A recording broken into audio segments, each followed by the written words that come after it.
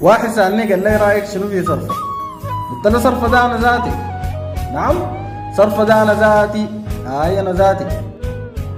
صرفة ده يا أخوي صوتك بتكلم به ويد البيت للبيع وتفكيره نفس تفكيري. صرفة ده الشعب. صرفة ما نفر واحد، ما إنسان نفر واحد. صرفة ده الشعب. الكلام اللي احنا كاتبينه وما قادرين نطلعه يطلعوا صرفة. صرفة الليلة الجهات كلها بتخاف منه. لو طلع لايف الليلة بكرة الناس كلها تلقاه تجغلي. ليه؟ لأنه صوت الشعب وبمثل الشعب وصوت الحق. قام واحد جاني ناطق قال لي يا أخي صرفة ده كويس. قلت له تمام. هل انت شفته قاعد يدعم في الكيزان؟ لا. طلع قال انا كوز؟ لا. حضرت له لايفاته قبل الثوره؟ لا. زول زي ده يقولوا له شنو على قبل حق الزول يرفع اسمه لصرفه يعرسه.